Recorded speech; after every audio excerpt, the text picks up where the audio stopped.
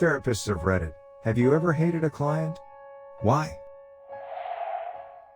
I don't think I've ever hated any of my clients, but I think I've definitely disliked working with a few. I've done quite a lot of work with sex offenders, and while I could do good work with many of them, there were some who were completely remorseless, and saw themselves as the real victims, for getting caught/imprisoned. We were still able to make progress together, but it was draining and punishing work. I'm not a psychotherapist, but I'm not working in forensic psych for 16+ years. I have worked with people with all types of major disorders and crimes. Some of my favorite patients are murderers, but my least favorite, I've never hated anyone but have disliked some, tend to be severely personality disordered.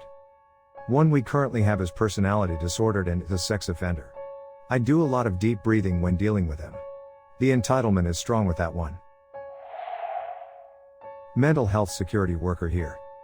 You are correct. Many of the murderers understand their illness, follow the treatment plan, and even go on to work as peer advocates. The narcissists and sociopaths try to manipulate the staff, victimize other patients and such. I don't hate any of them, but some seem untreatable and toxic to the overall environment of care. I've never met a patient whom I've hated. I have, however, met patients where our work together has been highly unpleasant. I hold no ill will toward them, but I do not look forward to seeing them. Everyone brings joy to a room. Some when they enter, others when they leave. I prefer the way my therapist does it. The therapist needs to fit the patient, but the patient also needs to fit the therapist. If he didn't like a patient, he'd refer them on. I'm glad he does that. I have met therapists who didn't like me. You can tell. You can always tell. That hurts the patient's ability to progress, and they deserve better. If a therapist has strong negative emotions, they need to acknowledge them and seek supervision or consultation. Pushing away those feelings can make things worse. They never truly go away. I work in a behavioral hospital. I have worked a lot with children who were abused by their parents and who otherwise live quite shitty home lives. I can't say I've ever really hated a client, but I have absolutely hated some of my clients' parents. I understood that the kids were acting the way they were because of their upbringing, and while some were directly hostile at me, I've been hit multiple times before. I haven't ever hated the kid for it. Now, have I been frustrated? Fuck yeah, better believe it. But hate? Nah. I worked in a behavioral hospital for about 3 years, and the parents were the worst. I hate them. But the kids, even the most annoying and challenging ones, you can't hate. They already have had so much rejection and hatred in their lives you can't do. Did I strongly dislike the girl who pulled out a chunk of my hair? Or the boy who left a bite mark on my shoulder? Yes. But I still showed up and did my one-on-one time with them and helped them through what they needed to do. One of my biggest concerns about becoming a parent one day is replicating my father. I worry that I have some of the same flaws that made him such a bad one, and if that's the case, it would leave my kid in the same shitty situation my sister and I were in. I wouldn't want to do that to them, so before I have a kid, that's something to work on. Not having a partner means it's certainly not an urgent concern, but it's there when the idea of a family comes to mind. Many years ago, a guy I was dating suggested relationship counseling. He assumed that since I had such an abusive upbringing, that our relationship struggles were all me.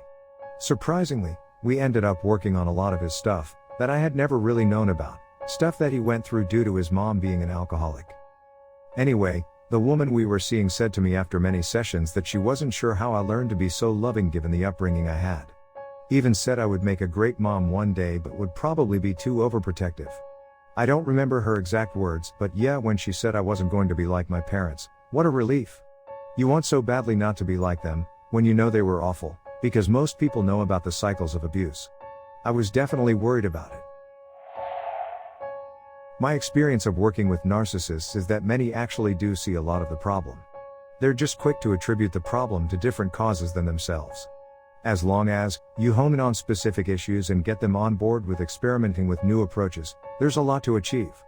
That specific issue won't be changing their entire personality, but more often involves solving interpersonal conflicts and preventing stress rooted in an overachieving mentality. However, I should mention my experience comes from primary care, where patients willingly seek help for their issues. The odd patient who comes because their spouse told them to generally doesn't stay for long. It's really common for people to wonder/worry that their therapist is judging them or dislikes them. However, it's part of our training and our professional code of ethics to practice non-judgmental positive regard. We also get ongoing supervision around challenging feelings that come up. Even private practitioners often maintain a connection to another therapist as a mentor for tough cases. Another thing to remember is that we hear a lot, and that the thing that is shocking or shameful to you is likely pretty common. We are proud that you feel ready to recognize problematic patterns of behavior and maybe even make some change. All that being said, threatening your therapist with physical or sexual violence or coming to sessions armed, intoxicated, or high can get you fired from therapy. We've all had that happen at least once, and it can be really scary. If only every therapist followed that professional code of ethics. Ex-wife went to see a therapist for a pretty serious disorder while we were married. She went from patient to intern to employee at the guy's practice. Everyone said something weird was going on between them, but I didn't want to listen. I trusted her. Ended up getting divorced, and now they're openly in a relationship. He has to live with her, which is punishment enough for the guy, lol. But it's still pretty gross. One of those things that you don't think actually happens, until it happens to you. 16,000 hours in the field. The absolute worst clients you can have are people that are forced to do it by someone else. It's a very weird dynamic, where they will talk about certain things openly and then blatantly lie about things they think I'm going to tell their spouse/partner/parent/ally. As I look into their eyes and ask a question I already know the answer to, and they blatantly lie to me, it's infuriating sometimes. Ex-client with substance use disorder, sitting across from me, obviously high on opiates, and I ask questions regarding triggers or cravings, and they just lie that everything is alright and they feel great. I can see the pain in their eyes. I had it once. Also, Jack, you're an entitled ass. Please leave your family alone. I got threatened by a client that he would knock me the fuck out if I didn't get probation off his back. It was the most fun I ever had, explaining to him that I have sat in the head office of the Hells Angels in Western Canada, I have had guns and knives pulled on me, I have had bigger, scarier men than him threaten me, and I was still here doing my job. I have met murders, had the guys that move hundreds of kilos a week, and some little meth user was not scary to me. In fact, he should be more respectful, because at this point I was the only one wanting to help him. I work with teens exclusively, and I tell parents right off the bat that, if they are only going because you're telling them to go, I'm not going to work with them. It's counterproductive. My explanation is that, if your child does not want to go to therapy, then they aren't ready to change anything, and if they aren't ready to change anything, the first impressions of therapy leaves a bad taste in their mouth. I tell them there may come a time when their child later on is having a rough time and thinks about going to therapy but doesn't do it, because of their first initial experience. It's already, from the first meeting, set up to fail, because all I am is a name extension of their parents' authority in their minds. Not really hated. Those with narcissistic personality disorder who think they can manipulate you and are clearly harming others are frustrating to work with. I work with kids now, and I do hate some parents. The ones who reject their LGBTQ kids, the ones who have flat out told their kids they hate them and they never wanted them. My least favorite are the parents in a custody dispute, who think they can feed lines to their kids to repeat in sessions about how awful the other parent is in order to try and obtain the case notes for the custody hearing later on. The community mental health system is under enough strain. We don't need those cases tying up our caseloads and being used as a tool in family conflict. I still like the kids in those scenarios, but it's sad to see how manipulative the parents are. Don't get me wrong, there are appropriate files where a kid is struggling with the separation. I'm talking about a few I've had, where it's clear one parent is feeding a kid lines to say about their other parent to say in session. It's pretty obvious when you see it, and it's frustrating. I hate parents that put their kids in the middle of that. I've experienced the parents using kids as tools bit throughout my childhood and life. I'm 17 now and still experience it but try to ignore them. It's actually the main cause of my depression and anxiety. Instead of being fed lines, I'm fed lies or stories about the other parent. It's caused me to constantly second guess everything and everyone, overthink and worry about everything and everyone, and the constant thoughts of how horrible I believed each parent was as a kid, and some of the things I said and thought haunt me to this day. It makes me constantly feel like a horrible person, unworthy of my parents' love and affection, and anyone's for that matter. It is a constant thing that affects my sleep, focus, work, diet and enjoyment from hobbies. I am currently waiting for my general physician to prescribe treatment, so I can focus on exams and life. Future parents, don't do it. Your child is a human being, not a weapon. Honestly, A lot of the routine cases tend to blur together. Of course, there are a handful of unique situations and patients that are memorable, but even with difficult cases the majority is mostly out of sight out of mind. So no, I don't hate anyone specifically.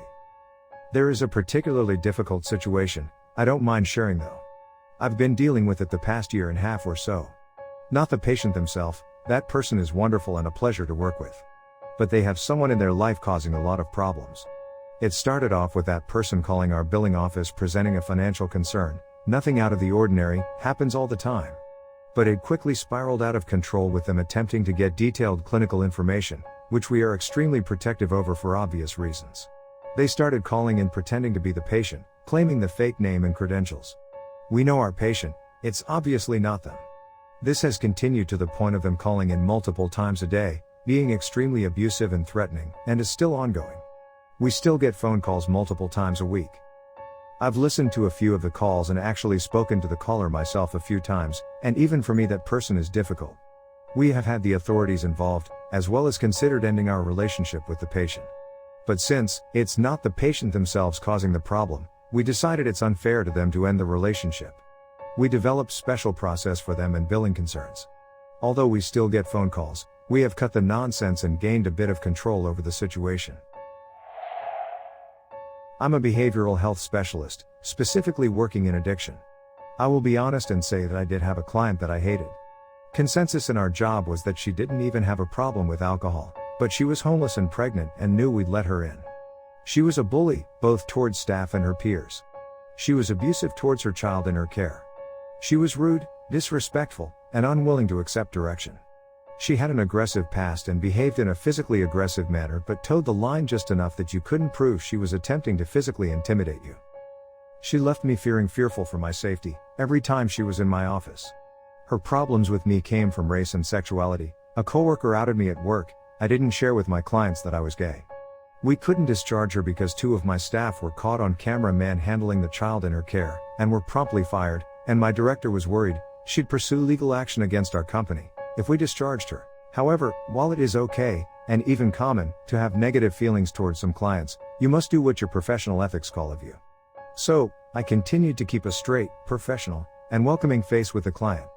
I spoke with my director to talk about my feelings, and she recommended I have no one-on-one interactions with the client, and that I was not involved with her care outside of the groups I performed. And I treated her exactly as I'd treat any other client otherwise. The only real difference ended up being that I'd report her behaviors to another staff to address, instead of addressing them myself. Ultimately, we were able to discharge her when she threatened another staff member with bodily harm, while other staff were there to witness. I hope our paths do not cross again, but if they do, I'll continue to maintain the same level of professionalism.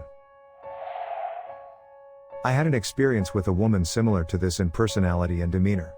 I'm not proud to admit that the successful response was when I lost my cool and got pretty loud with her. It was surprisingly effective, actually, and she started to see me as someone with a backbone rather than someone who she could push around. We started to work well together after that moment, and she opened up to me and we made a lot of progress. She had become skilled at using intimidation and aggression to get people to back down and get her way. So, she truly never expected me, in a professional position, especially, to come back at her with an equivalent response. I'm not proud of it because I know it was the wrong professional move, but sometimes our mistakes actually work for the good. I got lucky. One of my coworkers did lose her cool, and it unfortunately added fuel to the fire. I don't know what the successful response would have been for her. I think what it comes down to is, exactly like you said, she had become accustomed to her aggression bringing her results. Even when someone pushed back, because she knew the person wasn't supposed to, she used that to further her aggression. She even named it as an excuse for her aggression sometimes, as in, I don't need to calm down, your staff needs to calm the fuck down, or how are you going to ask me to stop this when your staff talks to people any way they want? I never hate clients. Some are very difficult to be around, but the more I get to know them, the more I realize why they're like that. Sometimes they don't know why they provoke that reaction in others, and I can give them feedback to help them improve their likability. It helps me have compassion on people I meet outside of therapy. Most of the time, if you really get to know people, you realize the reasons why they're like that, even if it's hurtful or annoying or even mean. That doesn't let them off the hook, but it just gives context for everything.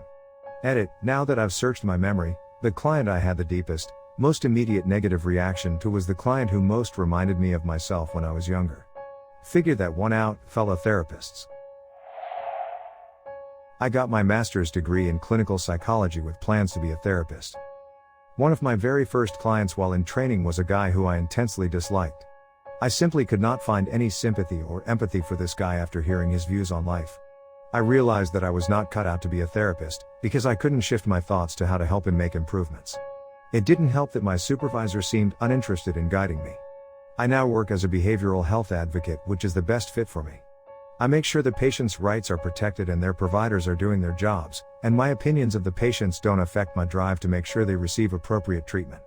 So basically, I am much better at ensuring someone else provides therapy than actually providing it myself. My counselor had a pedophile turn up. He'd abused his granddaughter and was blaming the granddaughter for telling her parents and ruining his life. The psychiatrist counseled him for the one session, then referred him to another and told him that he could not work with him. He never tried to work with clients he couldn't respect. He'd give it 1 or 2 sessions, then he'd tell them he wasn't equipped to help them and refer them to someone he felt would be a better fit.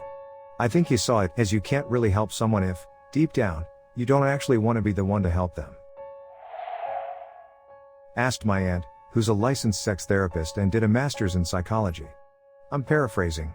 I don't genuinely hate many clients, at worst they annoy me, but when you've been doing this for decades, it becomes easier to deal with. One thing that gives me pet peeves is, a lot of male clients have a misconception and misogynistic view of sex and sex work. The men who buy it are very rarely the stereotypical desperate gross loser who can't get a date. It's usually the men are looking for validation, lonely because of loss of a wife or partner, or a combination of ego, because it gives them a sense of power, real or imagined. So yeah, that's her only pet peeve. Everything else she's like a Teflon. Seen it all. I'm a kids behavioral therapist, and the only time I've ever disliked a client was a teenage boy who started making sexual remarks about me. I respectfully asked for him to be given a new therapist. It's not hate towards the patient, but their behavior really. It's hard to hate someone when you learn to conceptualize why they do things. One comes to mind. Lots of abuse and rape in her past. Learned to be extremely manipulative and Machiavellian, cunning and scheming, to get her needs met and survive. Would cry wolf with sexual assault to get out of trouble in most situations. It put a lot of the sexual assault charities and women's shelters in really weird positions. She would be caught for possession or prostitution, claim assault or rape, ask for the resources for shelters or NPOs.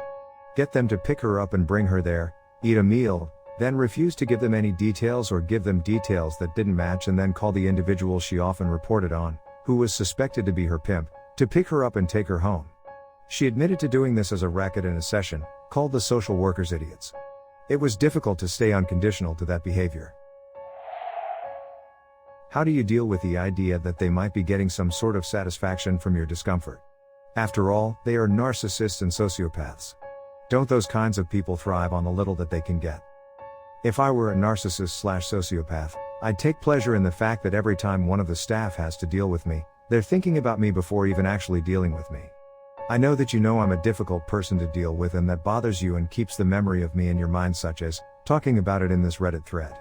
Right now, you're probably thinking of a couple of those people right now, and not just in general, but on a personal level. You know their name, what it is exactly that they do that annoys you, and it consumes a good amount of your energy and mental space/thoughts. Wouldn't you think that this kind of power over the staff and the rest of the environment is feeding their illness? Besides, isn't it all just perspective? Instead of them being out in the world victimizing people, untrained to deal with this sort of stuff, how do you know you aren't slowly being victims of them, or rather, punching bags for them? You say, they seem untreatable, but what if they aren't actually being treated, but instead being managed so they don't cause more damage in an uncontrolled environment? I'm a medical doctor, and I get this a lot too. Wait, you're telling me to do something? No, you do something. You're the doctor, and I'm paying you. A lot of patients are understandably frustrated to hear me tell them that no, I don't have a pill I can give you that will allow you to continue to live exactly as you do, except without the negative consequences. Medicine doesn't work like that, no matter what pharmaceutical and hospital group ad campaigns may make you think. An enormous number of people come to the doctor just for an expert's validation of their current lifestyle, and then feel ripped off when that's not what I give them. I can only imagine the same holds true for all the helping professions. It likely depends on whether or not they're happy. If they alienate everyone around them and find they're miserable, they're more likely to be motivated to work on things.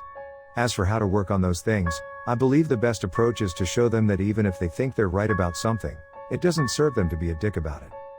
If they can see how being kind and understanding can benefit them, they're more likely to actually try to be those things.